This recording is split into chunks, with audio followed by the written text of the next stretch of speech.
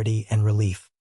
He realized that he was now entirely free to focus on improving himself and building a solid, independent future.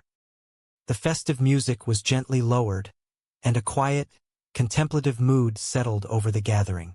Bubbles, feeling a deep surge of emotional inspiration, asked for the attention of his friends. He stood before Ricky and Julian, his voice trembling slightly with earnest passion. He began by expressing his deep, unwavering love for his lifelong companions. He stated clearly that his next words might be challenging to hear, but they were born from a place of absolute care and necessity. He asked his friends to truly reflect on their current paths in life. He gently pointed out that they were all growing older, and the mischievous, careless adventures of their youth were no longer appropriate or sustainable. He urged them to look deeply at themselves and recognize the vast potential they possessed, potential that was being wasted on fleeting, chaotic endeavors. He spoke of the importance of building a legacy of honesty, hard work, and mutual respect. He proudly referenced his own successful, legitimate business as proof that they could achieve great things through dedication and proper conduct. He warned them that continuing down a path of irresponsibility would ultimately lead to a lonely and difficult future, devoid of the very friendships that meant everything to them. He painted a vivid picture of the peace and joy that comes from living an honest life, where one does not have to constantly look over their shoulder or worry about the consequences of poor decisions. He implored Ricky and Julian to let this evening be a profound turning point, a final farewell to their past mistakes. He asked them to commit entirely to a new, legitimate way of living, supporting each other in building secure and honorable futures. He concluded his heartfelt speech by offering a toast to new beginnings, to learning from the past, and to the enduring, unbreakable bond of their friendship. Ricky and Julian listened with intense focus, deeply moved by the wisdom and sincerity of Bubbles' words. They realized the absolute truth in his message. Ricky wiped his eyes, a new sense of determination settling over his features. He raised his glass of root beer, looking at his friends with a renewed, powerful sense of purpose. He firmly agreed with Bubbles, declaring that the era of foolish mistakes was officially over. He promised to dedicate his life to honest work and positive growth. Julian nodded in solemn agreement, his own heart filled with a new hope for a stable and prosperous future. As the three friends clinked their glasses together under the starry night sky, they knew with absolute certainty that this was not an ending, but the beautiful, promising beginning of their greatest chapter yet. The evening sky wrapped around the tranquil neighborhood like a soft, warm blanket as the sun slowly dipped below the horizon. Ricky stood tall and felt a deep sense of overwhelming pride swelling inside his chest. He looked at the familiar surroundings and thought about how this was a massive night for him. He had finally achieved something entirely on his own, and it had actually paid off in a wonderful way. He reflected on how things had gone wrong in the past, and he quietly acknowledged that sometimes the interference of his good friends Julian and Bubbles had complicated his plans. But now he had finally educated himself and found a new path. He realized that if a person wanted something done right, they had to take responsibility and do it themselves. He knew that his friends had helped a little bit along the way, and he was grateful for their support. Corey and Jacob stood nearby and happily agreed that they completely had his back through thick and thin. Ricky politely asked them to be quiet for a moment because he was trying to focus on his big speech.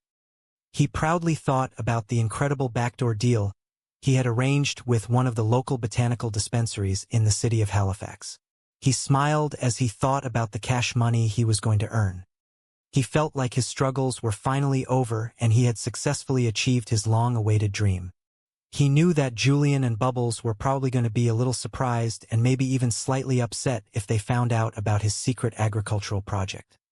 He decided that the best way to handle the situation was to throw a massive celebration because he firmly believed that a good party could fix absolutely anything. Later that night, Ricky led his loyal crew out into the quiet woods. He told the boys to head up past the dense tree line and keep their focus sharp. He instructed them that when they arrived there should be no loud talking and no messing around because they needed to be professional. He said they were going to harvest the plants as fast as they could and get out of there before the bright sun came up to start the new day. Corey and Jacob were very excited and thanked Ricky for bringing them along to share in the harvest. Suddenly, a loud noise echoed through the peaceful trees. The boys were startled and wondered if the local authorities had found them. Ricky quickly realized it was just a loud noise from a rival group of harvesters. A brief moment of chaos erupted in the dark woods. Ricky yelled at his crew to get up and retreat safely. The rival group managed to take their harvest. Ricky felt a sense of disappointment, but he knew he had to keep his friends safe above all else. He wondered why the universe kept testing his patience, but he decided to remain resilient. Meanwhile, in another part of the neighborhood, Bubbles was having a much better and highly productive day. He cheerfully greeted his friends and proudly showed off his brand new business setup. He explained that he had successfully sold his famous pizza sauce recipe to a friendly man with a unique accent and reinvested every single penny into making his very own craft beverages. He proudly showed them his sparkling brewing station. He said that the business had started off slow, but he was making some decent money now through hard work and dedication. He pointed to his special Green Bastard India Pale Ale and noted that he was selling a large amount of it to the wonderful people in the park. He felt that his business was truly booming, but he also admitted he was under some pressure today. Ricky was making a major announcement and throwing a big party for everyone. Bubbles had to get his whole batch of beverages bottled up quickly because Ricky had ordered 22 cases for the celebration. Bubbles was very excited and motivated to finish the job. Julian and his father figure walked over to inspect the impressive operation. Julian warmly asked Bubbles how the beverage business was treating him. Bubbles smiled brightly and said it was absolutely amazing and a lot less difficult than hauling shopping carts around the parking lots. Julian noted that it was great that people were really enjoying the product.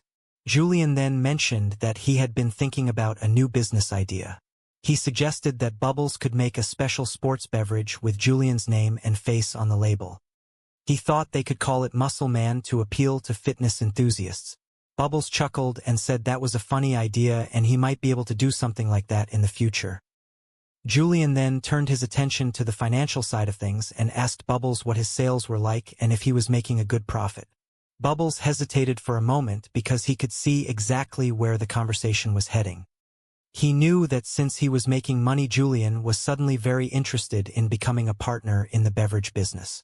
Bubbles gently reminded Julian not to be overly pushy and guessed that Julian wanted a piece of the action.